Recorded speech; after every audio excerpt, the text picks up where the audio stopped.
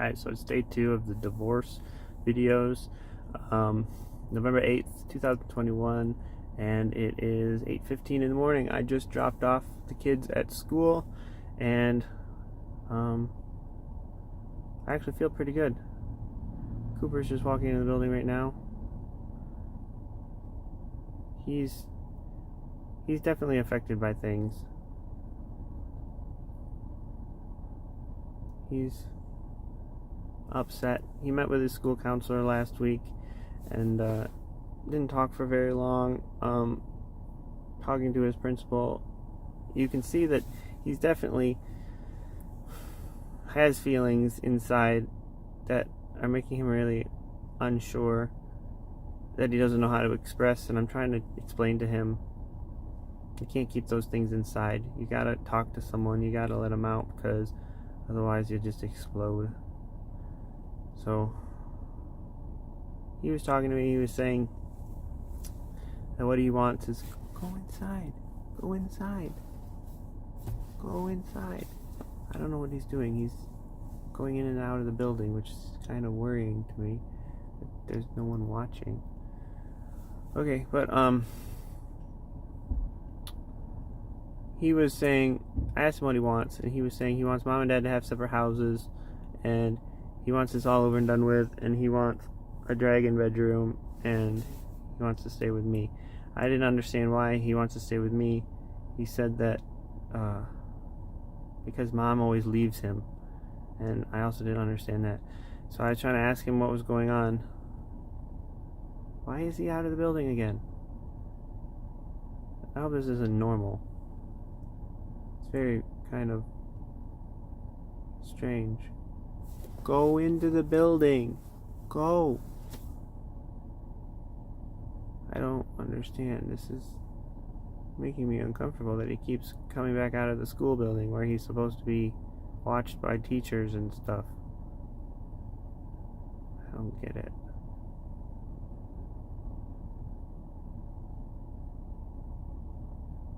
Good thing I parked here. I don't normally do this, but that was really concerning. And he wants everything over and done with. I don't blame him. He seems to have this concern and stuff, and I've told him, mom still loves you. There's nothing between you and her. It's that mom doesn't love me, and she hasn't loved me in a while, and it's not something you have to worry about, because I love him, and she loves him, and everyone still loves him. He's still important and cared about and cared for. So I'm a bit concerned about his well-being. Evelyn's very good. I braided her hair today, and she's very excited to go to school. I included a potato in her bag like the teacher wanted. Teacher was happy to see her. She walked right in good mood. Easy to get ready for school. Got dressed, everything easy. They're being great. They're being really great, and that makes me really happy. So in terms of thoughts right now, chronological events that have occurred, beginning of the year, Terry got a hysterectomy, and we spent a lot of time and energy and effort and money trying to get her plastic surgery. So we had scheduled a plastic surgery consultation, and I was promising her, I'm going to get you this plastic surgery, whatever it costs and everything. And I had every goal and intention of doing that. And then she finally came up to this appointment for the plastic surgeon. The plastic surgeon basically told her she's a fat ass and can't have plastic surgery. So I was upset. I called that place. I gave them terrible reviews. That's just not a nice thing to say. That's not how a doctor should act. So Terry was really upset by that. She then ended up having, some of these things might be slightly out of order, but they're pretty close. Then she had an ear surgery, and for the ear surgery, I got her a hotel right next to the hospital, because in ear surgery you don't want to drive right after that, and I was trying to make things the easiest for her, so her dad came down and they stayed in the hotel, and everything seemed fine. then she came back, and then she basically laid around for a while, for a week or more, recovering, and that was fine. I handled everything. Sometime later in March, she sent a message to my dad saying how wonderful I was and how helpful I've been for the last several months and how I'm just such this great person, and she wants to do a surprise for me. She's spending all this money to take me out on this special date, and she needs the kids to be watched by my dad. So that shows that she trusts my dad to watch the kids, and at that point in time, I was this wonderful person. Somehow she's able to surprise me and pay for it without me knowing, because, you know, if I had been financially and emotionally controlling, that would have been impossible, because she wouldn't have had the ability to make surprises. She wouldn't have been able to have the ability to contact people without me knowing, and she wouldn't have been able to pay for things without me knowing. So that's March. Then in May, for Mother's Day, I bought her these golden dipped roses that she absolutely loves, because I like to get her stuff that she loves. And so I got her one. I also got my stepmom one. And we were already paying a ton of money in medical bills at this point, like thousands of dollars in medical bills. I really didn't have that much money. I don't make that much money, and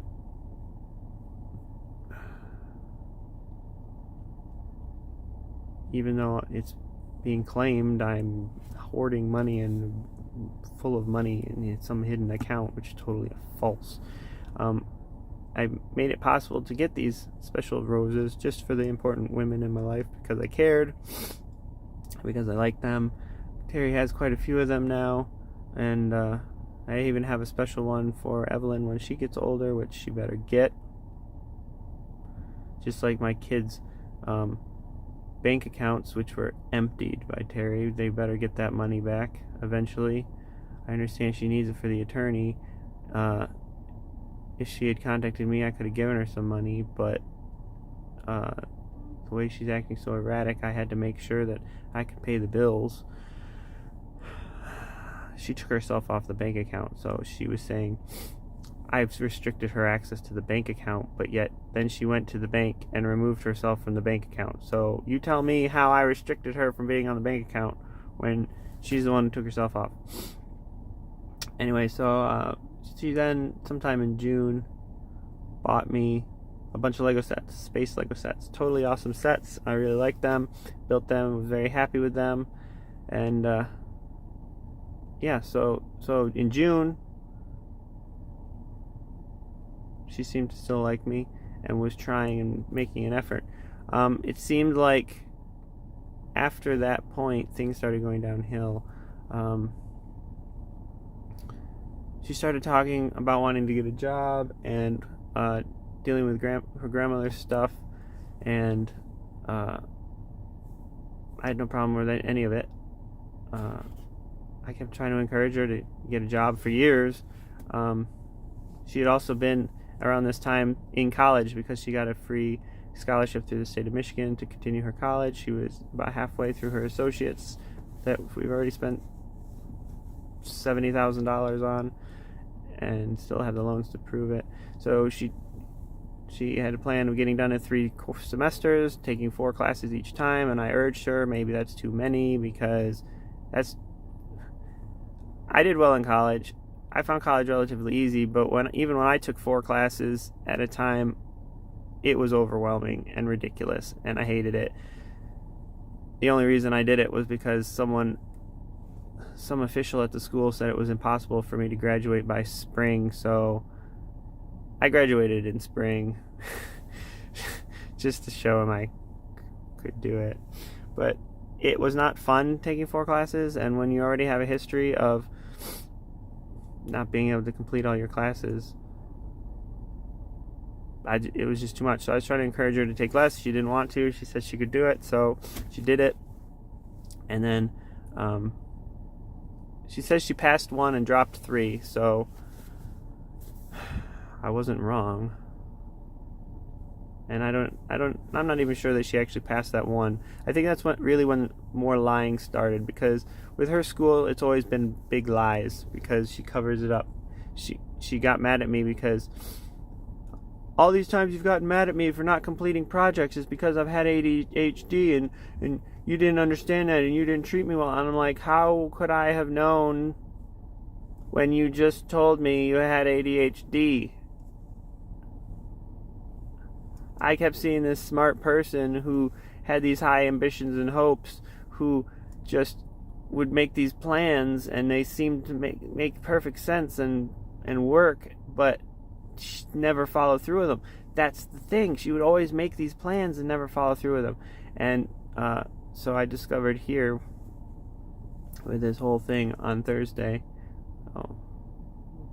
2 Thursdays ago, that she had this plan to leave me. It stems from this beginning of getting a job. So originally she was trying to get these jobs at places like Progressive and insurance companies, these really, really difficult jobs that were really high stress. But the thing is that drew her in was how much she was making, $50,000 or whatever, these crazy amounts. And now that I look at it, I see why she was trying to get these high-paying jobs. She's trying to get these high-paying jobs because then she'd have all this money to get away from me. She ended up getting a job in September with 21st Century Plastics, and it only paid 13 something an hour, and she works like, I'm not really sure how much she works because the hours aren't really adding up in terms of the paychecks I've seen, and it's a bit weird. She's probably screwing guys at work too. Maybe that's why she's doing so great at work. I hear the owner really likes her. I don't know, that's all speculation. But at the point I'm at, I wouldn't put anything past what's going on. Anyway, so she started working there, going to work at like 4 in the morning, coming home at like 2:30, picking up Cooper, and sitting on the couch just text messaging, constantly taking pictures of herself, only laughing then, barely paying attention to anything with the kids. And we had numerous issues throughout the month of October. She had come out, maybe a month or two before that, she had introduced me to being non-binary and asexual, and just like putting the thing in my ear that I'm bipolar. She did it the same with the non-binary and the asexual, and those things actually seemed to fit, and so that was helpful. But then she kind of used them against me to say she was bisexual, and she'd always been bisexual, which is interesting because all throughout our entire relationship I would ask her, did you ever have sleepovers with your girlfriends and experiment with each other, or do you find this actress attractive, or have you ever wanted to do a threesome, or any of these things, right? Because I was always trying to do sexual things with her, even though I'm not that sexual of a person. And so sometimes I'd bring stuff up like that. I'd bring up all kinds of things. We started off initially with just very boring vanilla sex, because she said that she didn't trust people because she had been sexually abused, raped, and things all throughout her childhood, and so she didn't trust to do anything with anyone. So it was pretty slow. We did start off right at the beginning with a chastity device, and she really liked that. It's more of a novelty thing. She'd lock it on my parts and then take the key with her back to her house in Cadillac, and she really liked that. We even started. We did like me wearing latex and stuff like that. She really liked that. It gradually grew to her wanting more and more stuff. She would always say how she was against anal and all that stuff, which I had never done, so I didn't really care. And eventually she started wanting that too, saying, she trusts me and she wants to do this stuff. This was early in our relationship. Some of this stuff was Kalkaska. It wasn't until probably Muskegon that things really started to kind of pick up. Like, she really started to get interested in things like body harnesses and handcuffs and all this stuff. I was always just trying to please, because a lot of that stuff would get me turned on, but it seemed to get her turned on, like having this control and this power and such. But then she would always like flake out on it. Like, here I am locked up and I locked to a wall with handcuffs in a sexy outfit, and she would just flake out. But she kept wanting it, and I was always trying to please. I was always trying to give her this thing that I didn't see as that important to sex, but I knew that when you're in a part of a relationship, sex is important and you need to have sex. So I would do it just because I loved her, and got to the point of being in Lansing where she'd lock me in a sex cage. It's like a dog cage, but sex cage. She'd lock me in there overnight, and nothing would happen. I would just be stuck in there and miserable, wearing latex and things in my rear end and all this stuff. And it was like, okay. And then she'd just let me out, and it'd be like, okay, you've had me in this state of sexual, I don't know, just sexual feelings, and I couldn't sleep. It's impossible. And then she would just not do anything, and I'm thinking, how is it that you want all this sex when I'm trying and I'm giving you all these opportunities and I'm trying to do all these things that you're wanting? Because she begged me to buy this stupid cage. It was like $500, and I used the money that I used to donate my plasma to get it. And I'd always ask her, what can we do? What can we do? I don't feel comfortable talking about this. What can I do to make you more happy? What can we... She'd never get back to me with any of these things, and I was always trying to... We started in this whole relationship with her not being comfortable with things, and because she had been sexually abused, so I was always trying to talk to her and ask her what she wanted, because I didn't want her to feel sexually abused or any of those things. And it's always stuck in my head that that's just how I have to do it to be respectful of her wishes. But she would just never tell me, and now she's saying she's not had enough sex, I don't give her sex, and she's so miserable. I mean, I literally went end of last year, and got, maybe it was a little bit before that, I got a piercing on my penis called an apodravia, which goes all the way from the top to the bottom, straight through. Very freaking painful. Very painful recovery time. Very awkward. But the whole point of it is it's supposed to be like the most amazing feeling for the female. So it doesn't do me much good. It's annoying. It makes it hard to pee. And that was me again trying to please her.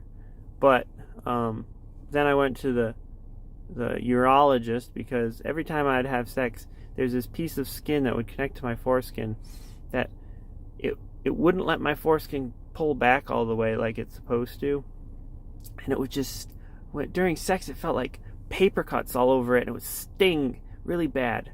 So I would oftentimes just be in pain having sex all the time, which is one of the reasons why I just never really found it that exciting. So I went to the urologist to have him look at it and snip it, because it didn't seem right.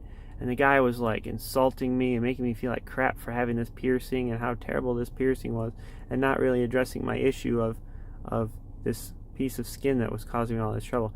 And he's like, oh yeah, well we can cut that, but you need to get rid of that piercing. It's really stupid, and the skin's probably there because of that piercing. I'm like, no, it's not. It's been there before the piercing. I know that, definitely. he was a real jerk. Then he's like, I'm not even going to be a doctor here anymore, so you're going to have to make another appointment and do this all over again with someone else. And then they tried to charge me double, and I was like, no. So here I am trying to fix things even more to make things better, because you can only do what you can when you learn about things, and you can't know everything. So I eventually just had it. I felt too embarrassed to go back to a urologist, so I bought this numbing cream, really, really high strength numbing cream, and a surgical blade. And I went and I numbed my area, and I cut that piece of skin all by myself. This year, early this year, I don't remember the exact date, but I did that. That wasn't so bad. I didn't even feel it. It healed fine. There's no infection because I did it sterile, and it made a huge difference. Now I can pull the foreskin back because my penis is uncircumcised, and it goes all the way back really far. I've never seen it go back so far. It's amazing. It's like so much easier to clean it. It's so much easier to just do things, and I mean, it was in my effort to try and please this woman. But it was by this point, before this point, that she had already put me in this box of, oh, he's just never gonna have sex with me. He doesn't want to have sex. He's just blah blah blah blah blah. So I kept trying and trying and trying all these things. I was physically changing my body to just make things better for this person, and she says I wasn't willing to do any change, but whatever. I think that's change. Since learned, talking to my doctor, that 69% of all bipolar diagnoses are wrong, and oftentimes are actually more of an anxiety disorders than actual BPD. So he agreed that, well, first he was like, well, it seemed to be helping. I said, yeah, it was helping, only from the sense that I was a zombie and I couldn't do anything, and I was fast asleep all the time. And when you're in a state like that, you don't have the anxiety and you don't have the angriness because you're sleeping all day and you can't do anything. I couldn't even do personal projects. I couldn't even get up the will to do anything. I was so out of it. My family would just let me sleep. Nobody seemed to be like, this is a problem. Maybe we should deal with this. It wasn't until my blood labs started showing all kinds of problems that my doctor's like, we got to get you off of this. And that was during this period, this past several weeks of issues. I might have even done sleep studies because I had been so exhausted and tired. I'd go to sleep and I'd sleep for 12 hours, and then I'd sleep during the day, and I was still tired and couldn't operate, couldn't work, couldn't do anything. I was just not there. And that's again me trying to change and fix things. Well, I went through withdrawal this past week from getting off all those meds, and I've been getting so much better sleep. I feel so much more awake. I feel like I can do stuff. I felt brave enough to bring the kids to school. Everything seems better. But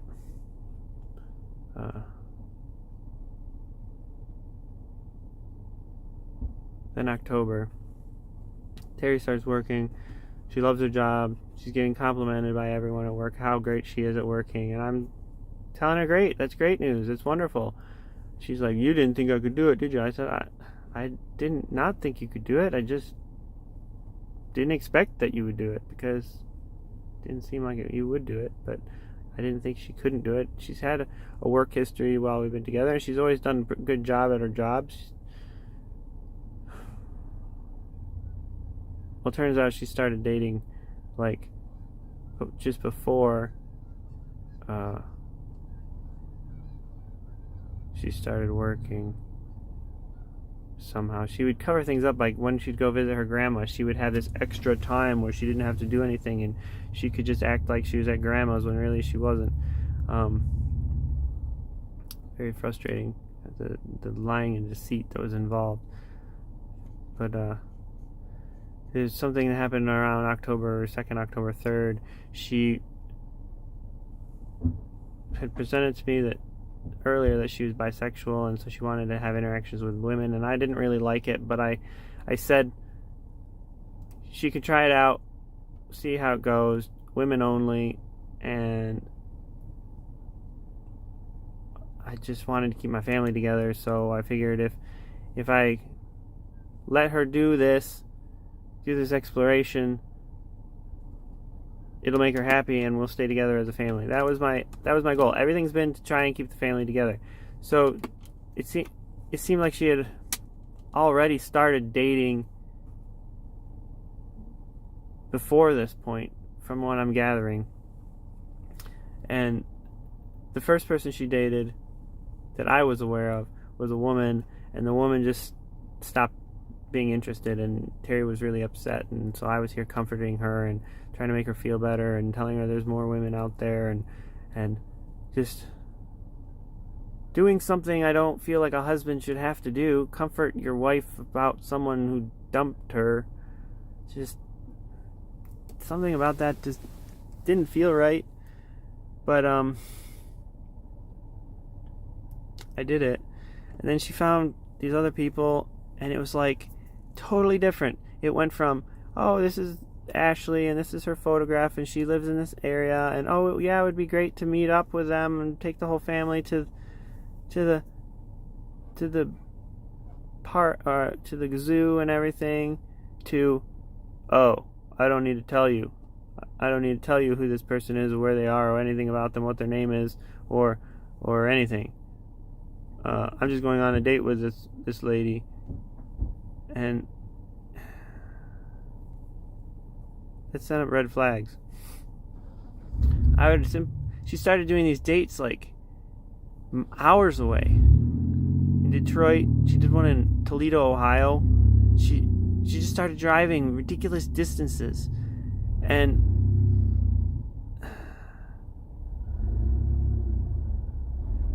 I would say, well, tell me when you get there safe. Send me a message saying you got there safe.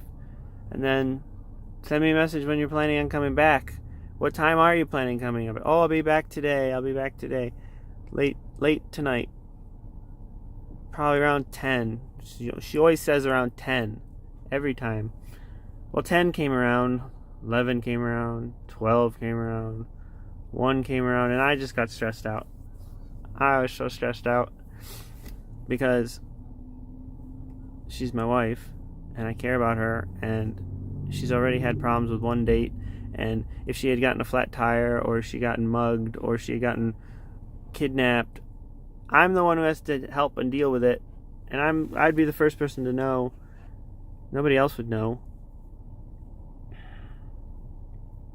I thought 90% chance she's fine, 10% chance she's not, but I don't want to be like that Brian Landry guy who waited 14 days before saying anything about where his wife was. I mean, so I called the police and I said, I don't know where my wife is. She's not responding to me. In her words, she said I kept calling and messaging, and she didn't respond because I was being crazy. But I mean, what do you expect someone not to be crazy when you're not picking up the phone and you're not coming home on time and the person doesn't know where you are and they're worried about you? So I had a wellness check, and I went on to the app that I have on my phone that she also has on her phone, and I clicked on the lock card because if she had been mugged and they took her cards, it's just the best decision to just cover all the bases. If she needed her card, she can just open her phone up and unlock it. So it just seemed like the best course of action. Well, she was at a hotel. She came back the next day. She told me she was at a hotel with her friend and nothing happened. They just slept. She was just too tired, and they got this hotel to just talk because it was raining outside, and then she fell asleep, and that was nothing happened. Yeah, well, I instantly assumed you were cheating on me and you're lying and all this stuff, and we got in a big fight, and I was telling her we need to get divorced and she needs to leave because I was sick of the lies. Absolutely sick of the lies. And they had just been ongoing and ongoing and ongoing. And the whole point of this thing was to be open about it. That's what the whole polyamorous thing is that she's trying to get into. You're supposed to be open and honest and talking to your partner and explaining things, but no, that wasn't happening, and it was really frustrating me a whole lot.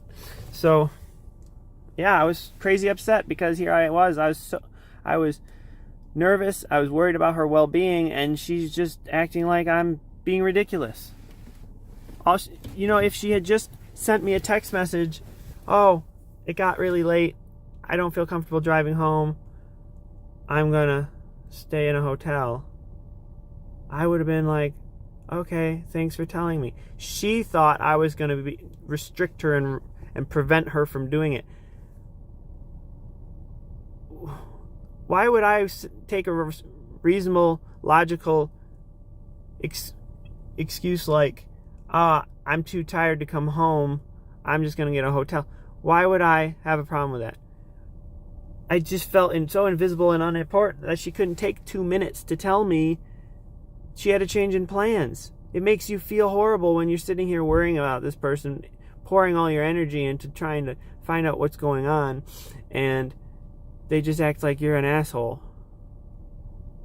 So we kind of did our typical thing where the fight ended, but nothing was resolved because Terry didn't want to talk about anything, which is very normal in our relationship.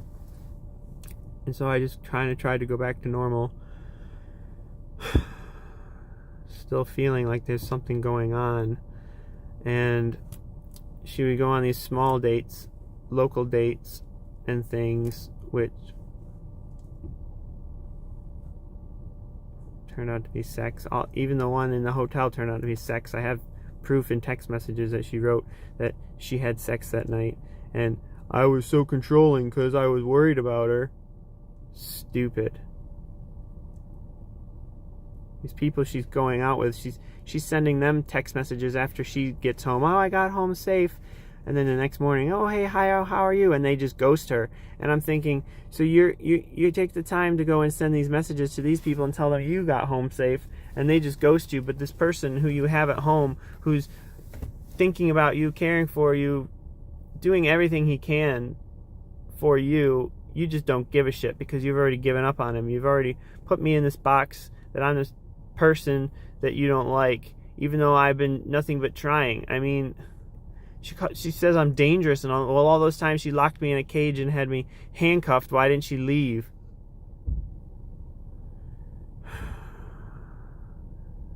She went on a date to Ohio. No one showed up. Some guy, probably a joke, like, oh, I'm going to make them go all that distance and just laugh my butt off while they're wasting their time all that way away. And she was like, oh, I'm not really that sad about it, which shows the emotional disconnect she's having through this. It's not an emotional thing. She's just going through a breakdown. She's just midlife crisis. There's something to do with hysterectomies with women under 35 and hormone imbalances that in this study recently that says they basically go crazy. So pretty sure that's what's going on. But I kind of laughed and I thought it was hilarious that she got ghosted like that, but she was communicating with me and telling me what was going on, and I liked that.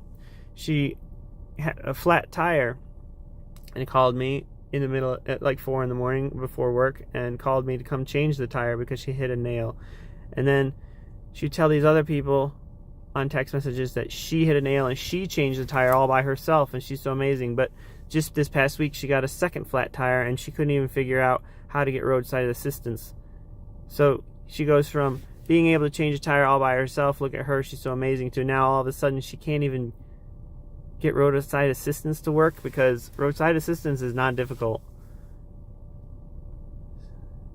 she's not thinking. She's not being the smart, amazing woman that I married. She's just this hollow shell of a person. We went to the grocery store in October, and she had Evelyn with her and Cooper, and I had to go to another aisle. I said I have to go get this item because we forgot it, and I ran to get it. I come back and Evelyn's missing.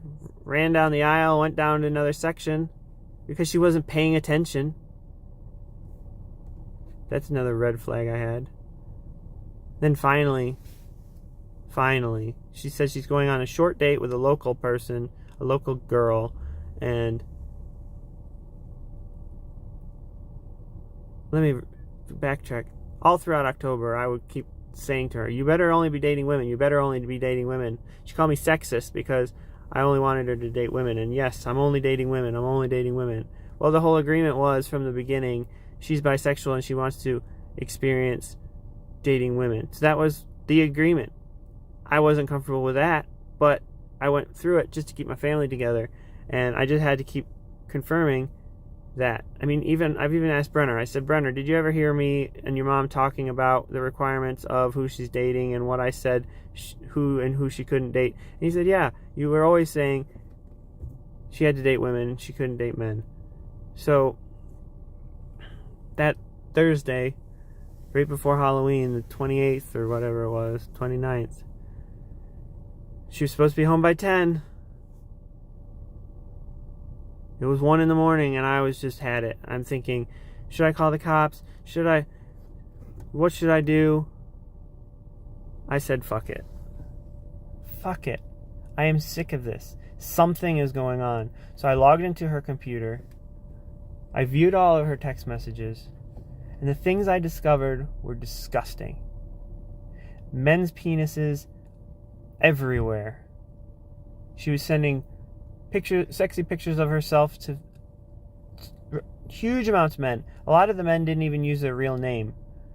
I could easily find their name and address. And they weren't using their real name. If she had met with some of these people, they could have just taken her, abused her, and she wouldn't have even known who they were. That worried me. But the worst thing was, one of these messages, she was sending all these sexy pictures to this guy, and she was talking about sexy, sexy, sexy, and then she sent a picture in between all these sexy pictures and all this sexual talk. She sent a picture of her showing her boobs off, and it had my 3-year-old daughter in the picture, just smiling. My 3-year-old daughter.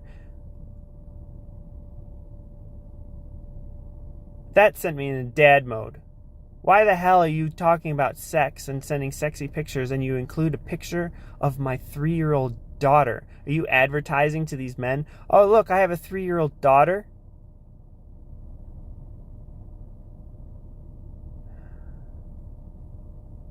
Can't believe it. Utterly can't believe it. It's just terrible. So yeah, I was mad. If I had been going through her text messages or anything earlier, I would have discovered all this a month sooner. But I had never logged into her Republic Wireless account and looked at her messages ever. That's one of the reasons why she had her own account, was so that it was separate, so that she had some privacy. She had had that phone for years. So who knows how many years she's been sexting and emotionally cheating. I didn't even know the password because a couple weeks earlier I had asked her to change the billing card on that account because I couldn't do it. But since she never took any of the security things I told her about seriously, like making special passwords and stuff, it was so easy. You just log into the email account that is registered with the phone, and you can just send a password reset request, reset the password, and get right in. And the password for her email was super easy. It was like, I've been trying to teach her that you need to use password managers and you need to put in these really difficult, hard to find passwords, and you need to do 2-factor authentications, and she doesn't listen to me. If she had, I would have never been able to get into any of that stuff. So that's in my favor that she didn't listen, I guess. But so yeah, I was so upset. Then suddenly I hear her sneaking in the door. It's raining outside, this cold, wet rain. The floor is covered in water. And she's just like sneaking in, trying to get in the house sneakily. So I run down there, this tiny little area. Oh, open the door, and she just jumps back in surprise because, somebody startled me. Or she's overridden with guilt because I'm screaming at her and she's figured out that I figured out that she's been nothing but lying to me. Here I am doing all these things, trying to do things for her sexually like she wants because she called my stepmom, telling her about all of her sexual desires. That's not weird.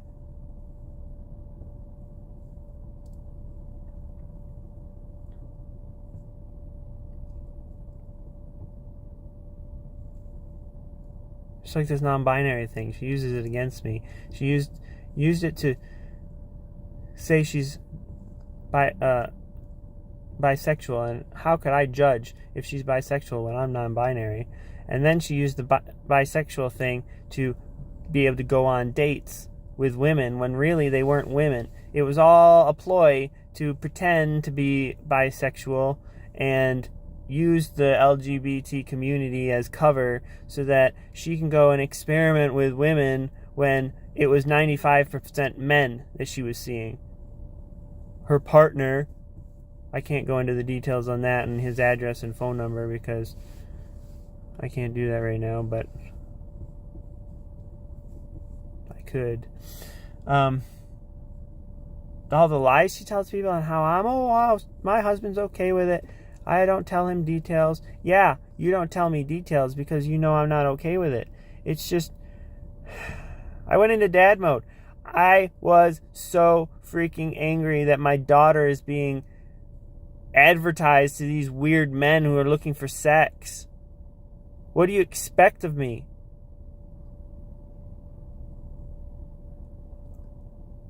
There's so much sex trafficking, and my daughter is the most amazing little girl in the world. She dreams about unicorns at night. She's so smiley and nice and friendly. She's my daughter, and you're sending pictures of her while talking about sex. What do you expect me to do? I had been going through these withdrawals of these psychotropic medicines and put on all these other medicines that I shouldn't have been on in the first place because I wasn't actually bipolar. I just had anxiety issues, so I should have been on anxiety medicines. And those medicines were causing me to appear to be bipolar because there's studies out there that if you're on bipolar medicines and you're not actually bipolar, it causes all kinds of problems in your brain. So everything was working against me.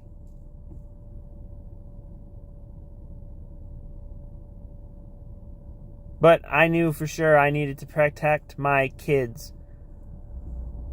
So she fell backwards because she slipped, because it was wet, and because she was startled with guilt and everything. But no, I'm the asshole. You know, she started all this. She's going and putting my family in danger. She's lying and cheating and being this terrible person. But no. Me protecting my kids because of all this crap she's doing is wrong. She calls the cops come out, no one's arrested, and she's taken away to a hotel because you need to be separated. And there's this, oh, you need to let her in the vehicle. She's got important documents related to the kids. I'm like, why the fuck are there important documents related to the kids in my car? Why? That's weird. So she leaves. And I couldn't sleep that night. I was up for 42 hours straight that day. And my sleep pills my stimulant pills really helped with that my sleep doctor gave me. I cleaned that car out right after she left. I found so much stuff in there. Oh my God. I found her entire plan that she had devised of how to get away from me. Her handwriting on all of her dates and the names of her dates and all this documentation, passports and stuff. That doesn't belong to her. It belongs to me as much as it belongs to her. It's my kids' stuff. So she had this plan of just taking the kids and disappearing. That's going to ruin their lives. Take them up to go see sex offender grandpa and all the people up there with substance abuse problems and all that stuff. I don't want my kids going back to that town. I lived in that town for a year, and I couldn't believe how just redneck those people are, how they just all drug addicts. It's like, I don't understand how that town is even in existence with the sheer amount of just horrible people that live there with no morals.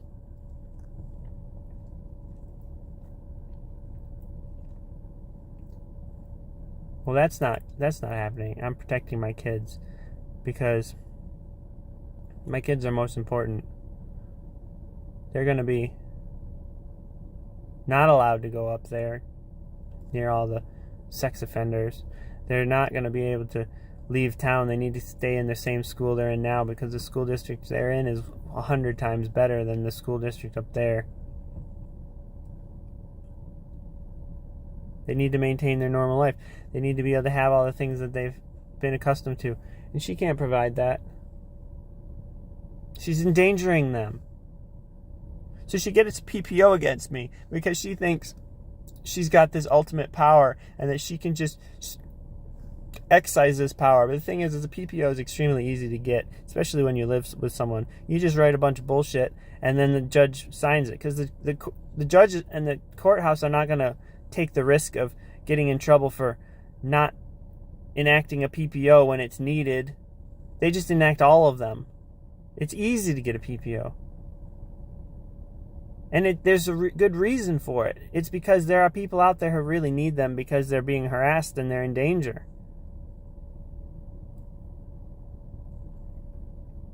And there are a lot of people out there in danger and they need them instantly. But there's people who abuse them, and people who play the system, and people who want to live off the state using Medicare and Medicaid and food stamps, like all of her family.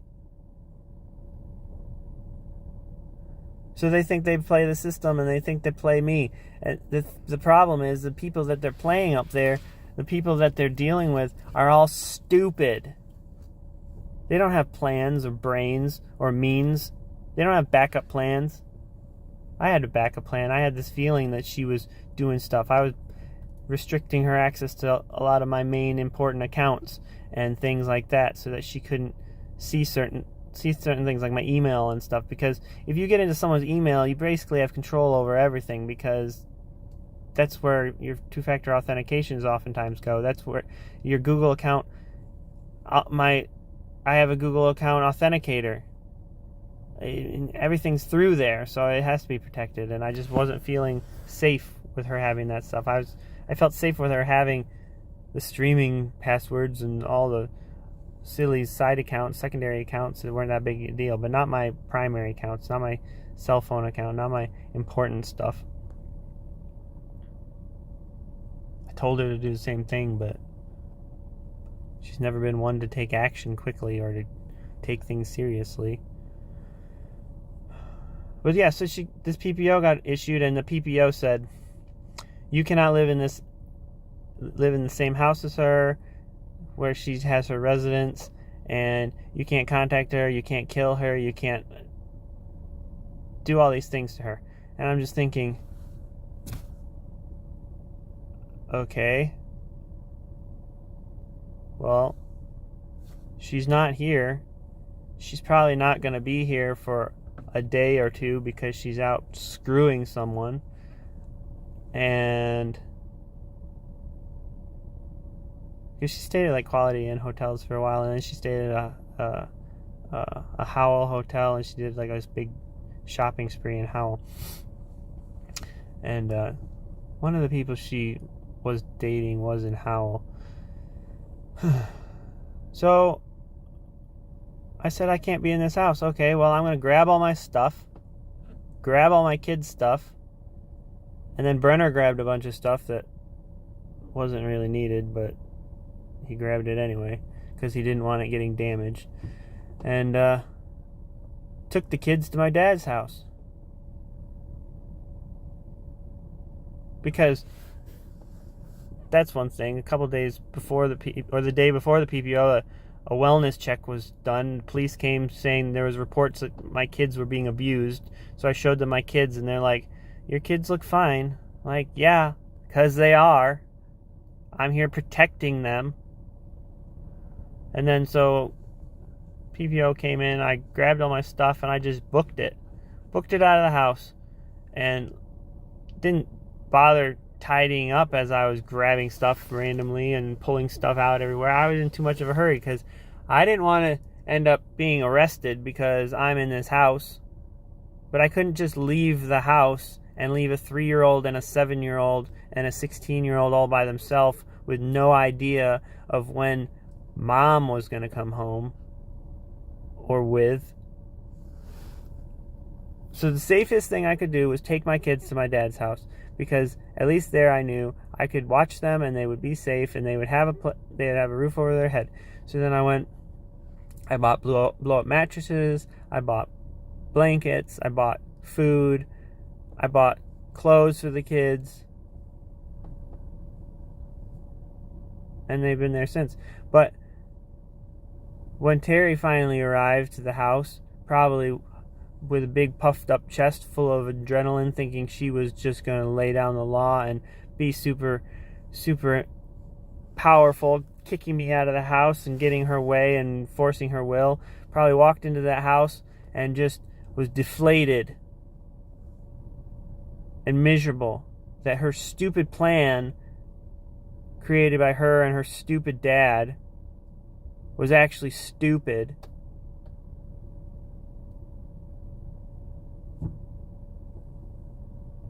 Yeah, you got the house. Whoop-de-doo. It's a house. I'm going to have a new house soon. Big deal. It's just a thing. But she didn't get her way. She didn't get what she wanted. So then she calls the police twice in a day and has 2 wellness checks done on my kids. And both times I'm like, hey, they're fine. This woman got a PPO against me and has been contacting me multiple times during this PPO. It's causing emotional harm because I can't respond to these messages, but yet she keeps sending them, and that's harassment. And the fact that she keeps sending all these wellness checks is harassment. Didn't have any wellness checks after that point. I think the police were finally sick of the back and forth. Every single call to the police was from Terry. She's the one making everything dramatic and over the top.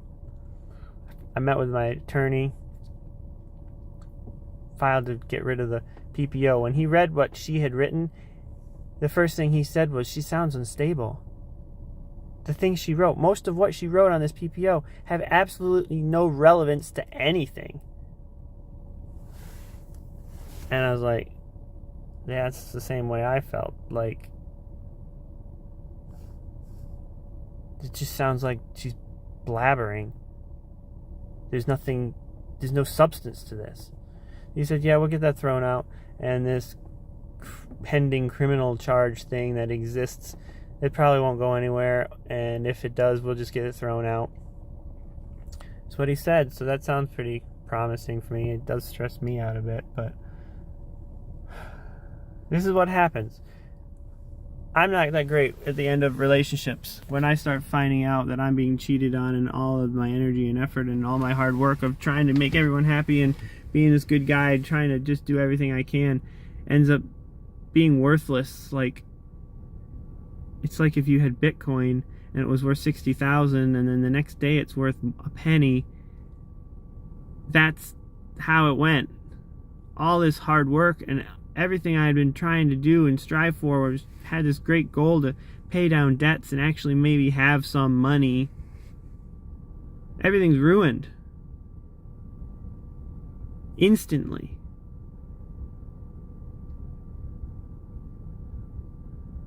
She seems to think that there's money. She seems to think there's equity in the house. She seems to think there's all this 401k money. But when you take all of the marital bills and things that have built up throughout the entire relationship,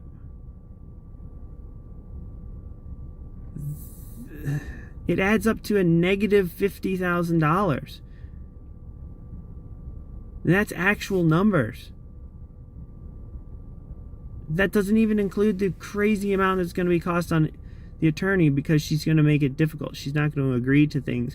And every phone call from the attorney, 5 minutes long, costs about $20. When you have two attorneys, which supposedly she's getting an attorney with the money she took from the kids' bank's accounts, which I thought was off limits personally, but I guess she needed it.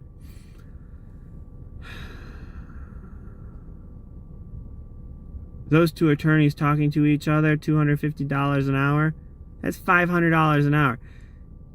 This is going to get expensive fast, and we're going to owe even more. She's going to get out of this negative, with no degree, with a job that pays only $13 an hour, expecting to take care of 3 kids, and go on crazy dates all the time.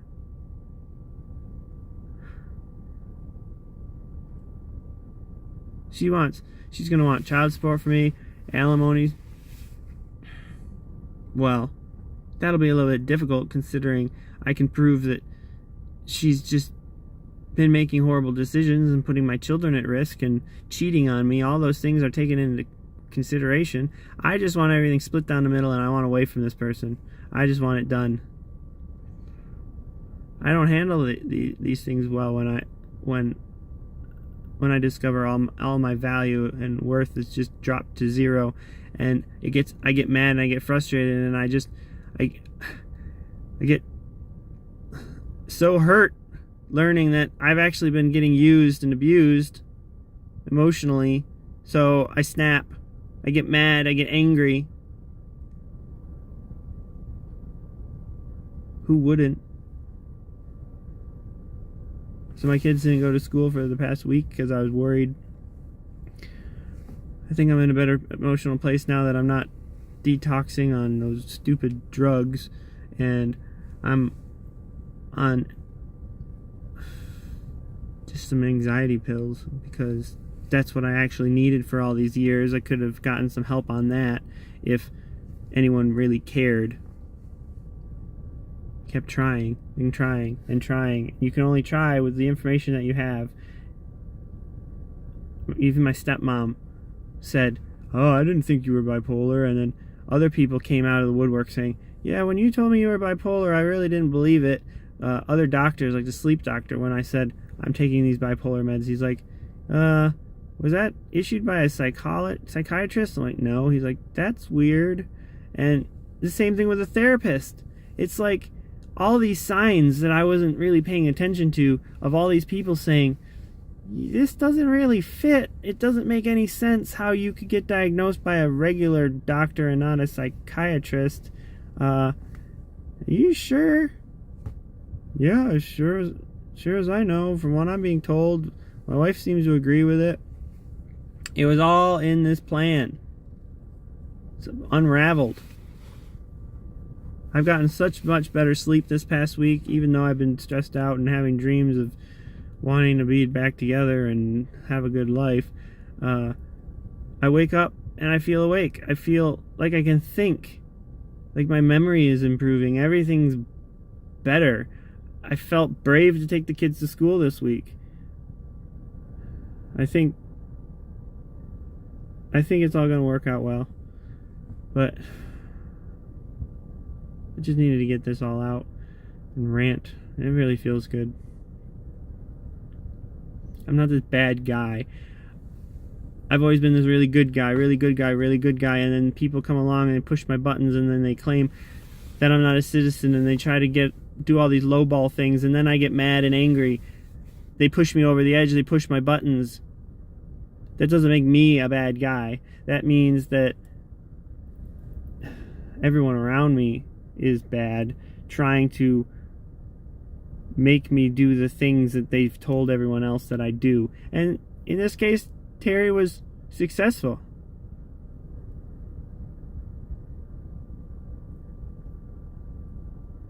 She was successful in making it look like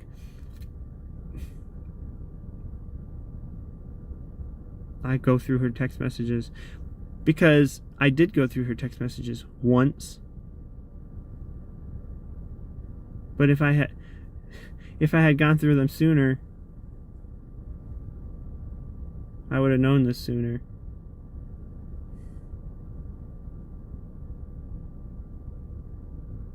She's so dumb.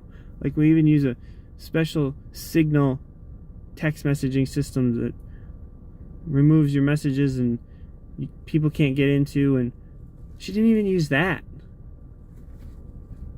She had all the resources and everything. She says that I monitor and I vet every person she sees, and I don't like all these people, and I only let certain people see her, and only I can see her happy, and all this crap. And I'm thinking, if that were true, how the hell did you go on so many freaking dates with people I had no clue about, because I thought you were dating women? Turns out they're all men. Yeah, because I was vetting them all and did a really bad job of noticing their sexual organs.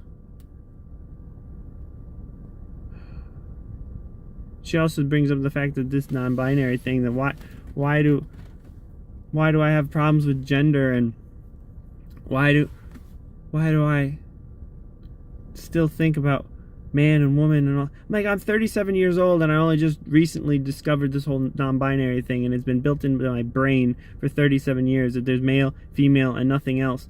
And I'm still exploring understanding myself, let alone the rest of the world. And so, yeah, I still think the same way. I don't just instantly, bam, change like her, suddenly drinking tons of alcohol. My dad commented when he came in the house, every time I come in your house, you have so much alcohol. I'm like, yeah, let me open up all these cabinets and show you. He's like, whoa.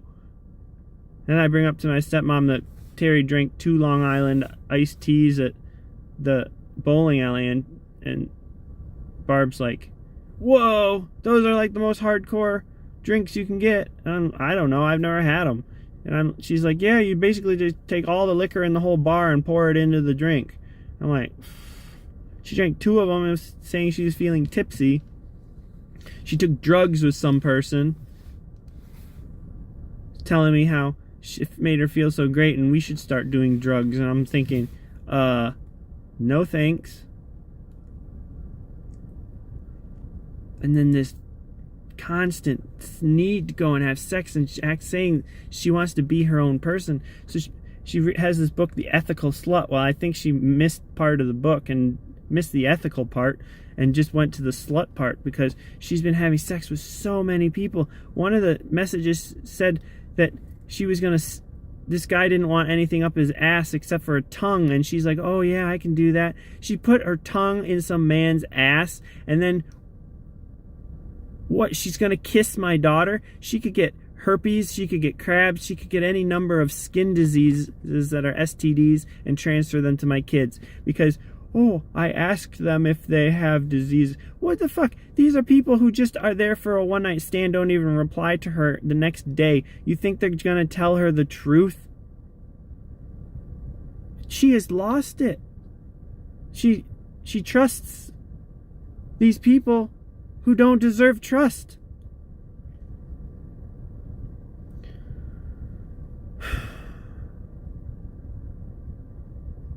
I was always trustworthy, reliable, and that made me boring. Boring. Oh, it's boring to always have a house to come home to that's warm and has electricity and internet and is clean and has all your stuff.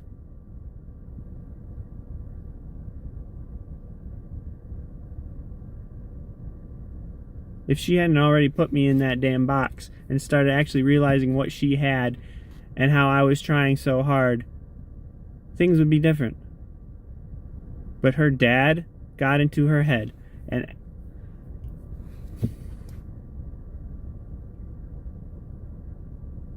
even his wife started freaking out, going crazy nuts when she found out that Terry was dating. And was like, "What about Scott? What about Scott?" Yeah, what about Scott? Because all the shit Terry told her dad about how I'm okay with it, how I'm supporting it, was all lies. She's lied to everyone. Nobody realizes it. The people on her side don't realize the fact that they're basing all their opinions off of her lies. I'm not sugarcoating it. I'm not going to hide things. I'm not embarrassed by anything.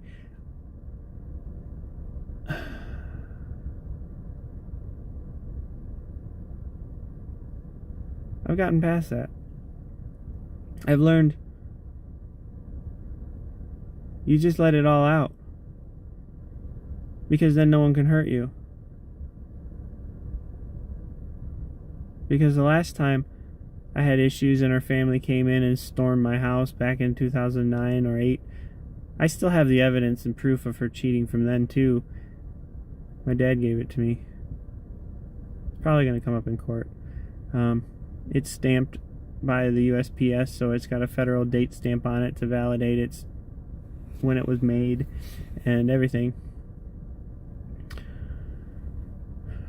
They found some skirts in the house that I had because Terry liked it when I wore skirts during sex. She liked how my penis would hold up the skirt. I liked skirts because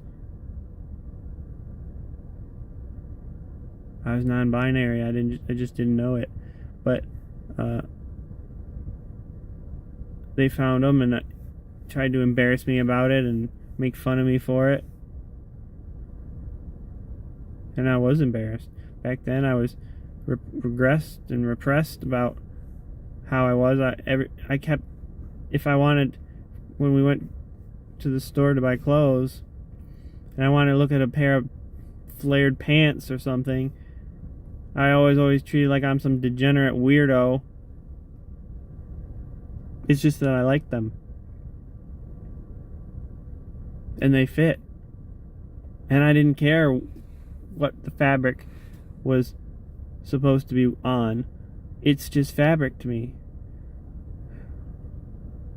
But all throughout the relationship, from the beginning when I lived in Kalkaska, I would wear women's tight flared jeans because they fit great and I liked them.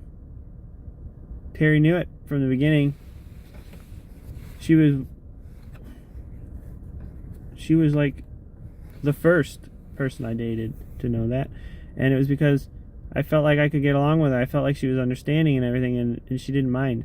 And yet throughout the relationship, when I would buy something, she'd always act like I'm a degenerate. Oh, I bought this pair of overalls. Oh, those are ugly. Blah blah blah. Or I'd buy short shorts. Oh, they're too short. They're too feminine. So, I'm not exactly masculine. I've always been questioned if I'm gay. I've always been told I stand like a girl. I've always been told all these things for a reason, because obviously I'm neutral right in the middle. I like motorcycles and I like building things, but I also like cute clothes. I don't have a problem with painting my nails or I worked at a bank with women in a job that was typically an all-woman job. I didn't care. There's no pride to hurt for me to say, oh, I'm doing something that a woman would do. It's just like all throughout our relationship, I was always doing the dishes. I was always cleaning the house. I was always doing all this stuff that's typically woman's work, according to older people. I didn't give a crap. I did more than Terry did throughout the relationship, constantly, just to keep things straight and running and going and rolling, because I cared. And maybe she's going to try and get child support, but you have to realize, for the first 7 years of our relationship, I was paying for her and for her son Brenner, whom I later adopted after 7 years. So the first 7 years, she can't claim that she was a stay-at-home mom watching our kid and deserves pay for it, because it wasn't even my kid at the time. I was raising him like my own. I was treating him like my own, but he still wasn't mine, and therefore I shouldn't have to pay for something like that. I then adopted him, made him mine, because my other kids were coming along. So she had maybe a whole 5 years out of our entire 16-year existence where she was a stay-at-home mom for my kids.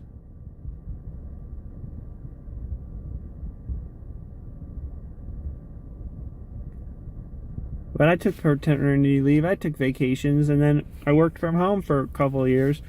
So there's not much there.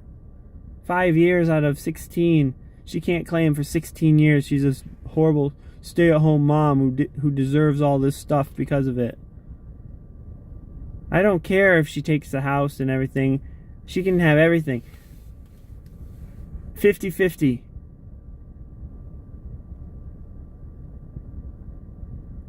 If she's not going to go 50-50, then things are going to be difficult, because 50-50 is fair. 50-50. There's nothing to end up with in the end. We sell everything, we'll owe $50,000.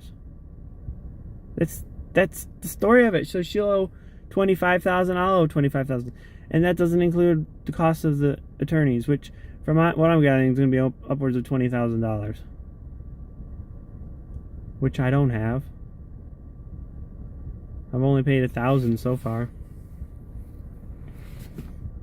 I have about $13,000 I can put towards it.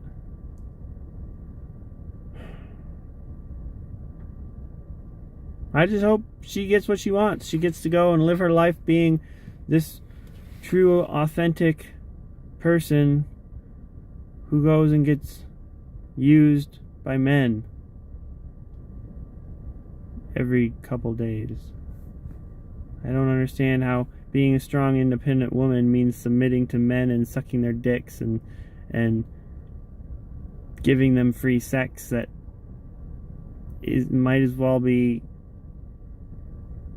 on the level of prostitution, because if they couldn't get this free sex from these people they don't care about online, they would literally be going and paying for it off the street. It's so close to being the same thing. Only they get it for free. Like, you're the discount person. You're the it's amazing, these women, they think that their only value is that they have a vagina and that it needs to be filled. It's like, that's your only value.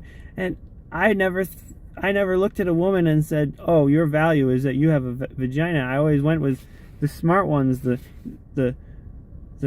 intellectual ones, the ones who are cute inside and out, and that was Terry. But obviously this hysterectomy has screwed up her hormones to the point where she's not the same person anymore. She is thinking differently, being different. I guess we'll see what happens.